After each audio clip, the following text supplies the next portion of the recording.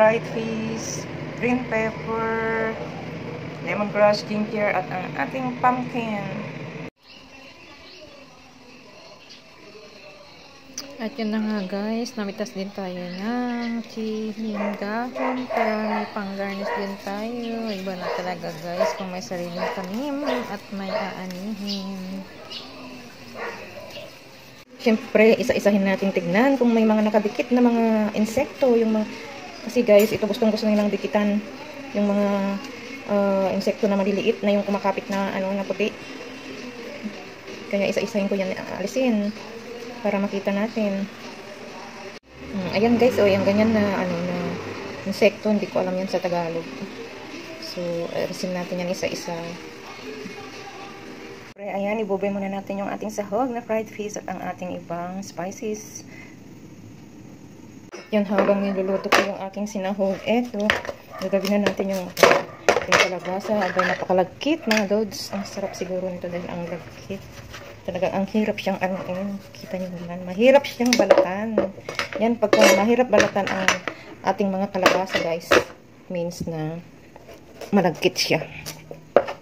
Pero kung madali siyang balatan, ayan, hirap na hirap talaga akong kasi talaga siguro malagkit siya. Pag malagkit kasi, mahirap siyang hiwain, mga lods. Yun ang ng kalabasa. Pag mahirap hiwain, malagkit ng kalabasa. Ang mahirap sa kalabasa, guys, kasi ang hirap siyang balatan.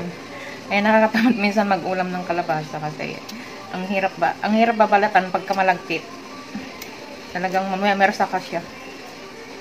Eh, lalo na pagka tayong mga disabled, mahirap kontrolin. Ayan, ang hirap talagang balatan. Yan. Balatan din natin, guys. Siyempre, pag kumulo na, guys, hinaan na natin yung kanyang apoy para hindi siya masusunog. Ayan, sasahog na natin yung ating kalabasa. Pag nag-boil na, guys, i-boil lang natin ng mga 2 minutes bago natin lagyan ng ating ibang ingredients. Siyempre, pag maramdaman na natin siyang malambot, yun guys, malambot na. So yan, mas bet ko yung bagoong na linalagay, mga lodis. Kasi parang mas malasa.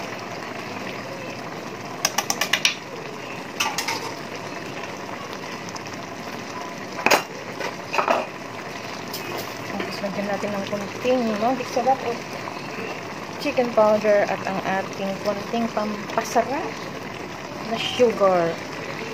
Yun, ilagay ko na yung aking gata, mga lodis.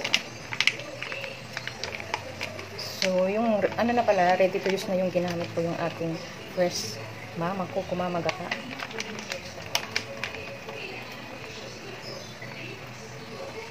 So, at yan, iboboil ko na lang ulit.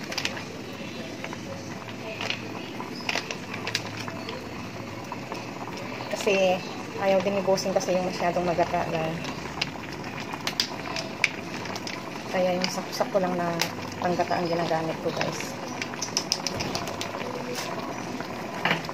At yan, okay na siya. Ilalagay na natin yung ating pang-garnish na gulay.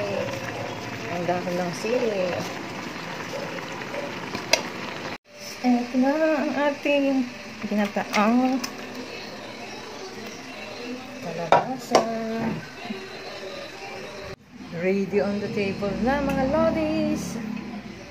For more menus, subscribe and follow. Salamat!